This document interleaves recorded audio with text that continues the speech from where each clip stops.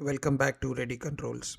In our last video, we looked at how zone conveyors work mechanically, and we have created a user-defined tag that we will be using to develop our AOI. In this video, we're going to build a reusable AOI,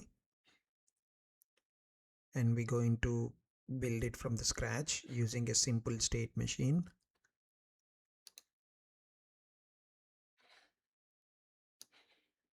So what we're going to learn in this video is how zone UDT organizes the inputs, outputs, and status integers.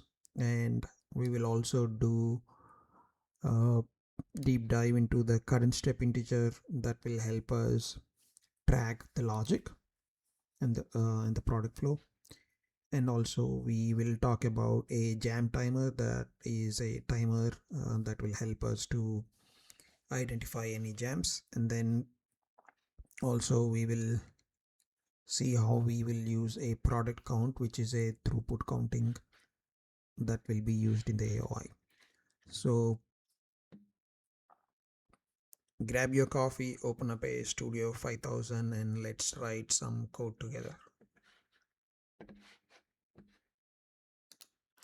Now let's create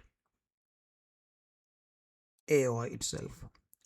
So you can create the AOI on the controller organization tab under assets. Typically assets is collapsed. You can uncollapse it, go on to the add-on instructions, right click, new add-on instruction. If you have a old one, you could always import it, and in here we'll give it a name. We just call it zone_mtr,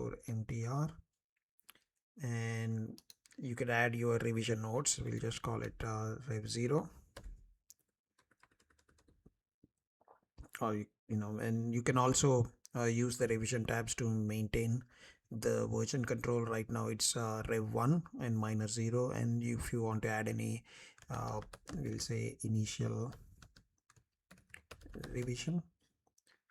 And since open logic routine is checked and open definition is checked, you will see the windows opening up when I hit OK.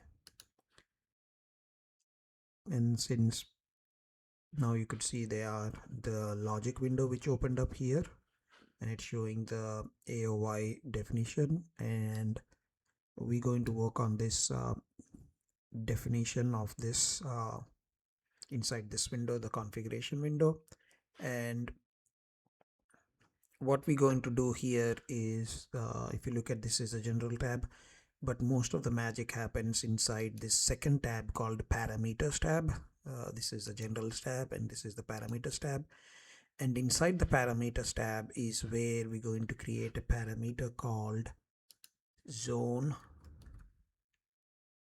data, and we're going to set this as a InOut parameter, and the data type here we already created a user defined tag called zone_mtr. We created, I think zone, sorry, not zone_mtr. We created a UDT called zone, and we select that as a input output parameter, and you could say this is UDT for zone, right? By making InOut, we are passing the whole folder into the instruction by referencing, which helps us save memory, right? So let's understand why we did this way versus just as an input or output, right? So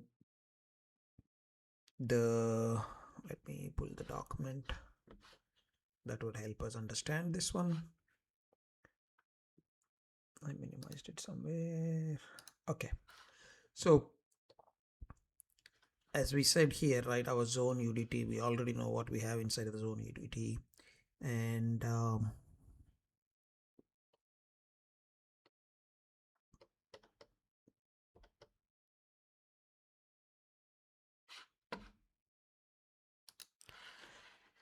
Say the reason why we pass this zone data as a InOut parameter to the AOI is the concept called pass by value or pass by reference. For example, uh, the regular input and outputs, the standard input output parameters are what we called as pass by value. Imagine you have a massive 50-page instruction manual, and every single time the PLC scans, pass by value means the processor runs into the copier, runs to the copier and makes a complete 50-page copy of that manual and hands it over to the AOI. If you have a 50 zone conveyor, your PLC is constantly making thousands of copies, which eats up the memory and slows down the scan time. Instead, if we pass it out as an in-out parameter like what we are trying to do here, it's called as pass by reference. Instead of making copies of the manual, it just gives the AOI the address of where the manual is sitting on the desk. So in our parameters tab, we are going to create this zone data and pass it by reference. So by doing this, we are giving the AOI direct access to read the physical sensors and write the motors outputs instantly using almost zero memory, because inside this zone, if I expand the zone data, we already have the sensor status and the motor command and the fault and the spare and current step, right? So this is the advantage of keeping everything together in a orderly fashion, and also helps us reduce the overload on the memory, which is almost instantaneous, right? Because we are just passing it by reference, we are not passing it by value.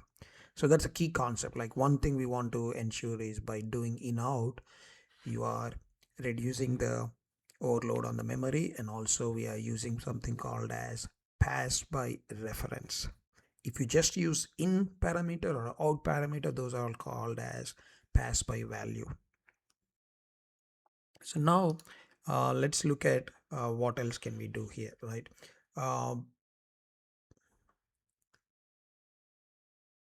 We'll go to the local tags here. The next set of tabs we're going to work is the local tags, and inside the local tags we will create a private workspace for the AOI. This is where all the tags which are very private to the AOI gets created, right? So in this, we will go ahead and create like a each sensor needs a entry, like we have entry sensor and exit sensor, right? So we'll go ahead and create some debounce timers, and we call them as entry sensor delay and exit sensor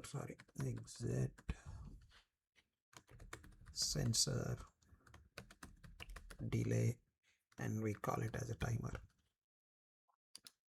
And then we also create a jam timer, jam underscore timer, and we'll also create a one shot for product underscore exit, and we'll just call it a bool. Okay, so now you can ask like, hey, why are we creating all these local tags which act like a scratchpad, like a AOI's private scratchpad, but why not create them inside the controller tags, right? So for example, if you have 50 zones, you will need 50 jam timers, and if you make them global, your tag database becomes massive and a cluttered mess, right? So by making all these jam timers and debounce timers local, we are using a concept called encapsulation.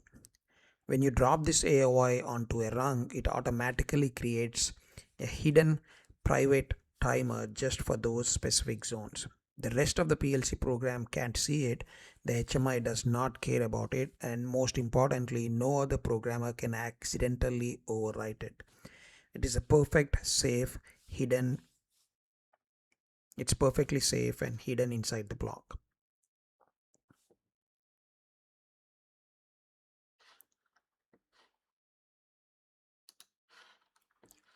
Since we are done with the local tags, let's shift back to the parameters. We just talked about talked about hiding things within the local tags, but what if we want the outside world to see what's happening inside the AOI? Let's say we want to show the current status of the zone on the HMI. For this, we can create a output parameter called current steps, right? So we'll go ahead and create a tag called current underscore step, and we'll call it a data type, or we'll call it a usage of output parameter. That means it outputs from the AOI to the external.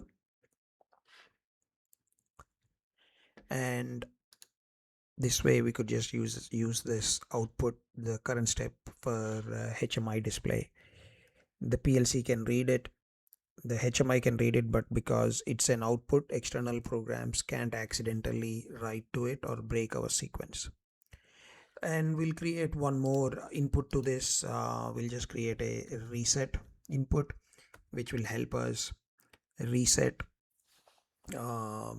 any faults on the AOI. I'd say if a box jams and our local timer falls out, or someone needs to walk up to an HMI and they need a reset button, we could use that reset as an input to it, and we'll just call it as an input usage, and it's a bool data type. Okay, so to recap, input InOut is a heavy duty data folder. Local is our InOut parameter is the data folder. Local is our private scratchpad, and output is to broadcast to the HMI, and input is simply our command button. Now that our data is perfectly structured, let's write the logic. So I'll go ahead and hit apply and OK. Now if we go back into the zone AOI, look at the parameters, you'll have all the parameters and the local tags that we need to build the AOI logic. And that's it for this video. In the next video we will start developing the logic, but the key things we want to ensure we understand from this video are the InOut parameter, the importance of InOut parameter, and the private tags, which are the local tags, the private scratchpad. Let me pull this back so you can, the AOI, if you look up, double click on it. So we learned about the parameters, why passing by reference is key for keeping the memory under control, and output parameters, which are output from the AOI to the external world, so we can display it on the HMI. Input is a reset command that we could come from the external into the AOI. And we talked about local tags, which are the private memory, which helps us keep everything together. So that's all for this video. In the next video we'll go ahead and develop the AOI, and I will share this this program just like I did in the previous program, and also I added a revision history. If you can look at under unscheduled, I created a rev history which keeps up with the file of version 2 where we added the zone motor AOI definition. Okay, that's it for the video. Until then, see you in the next video.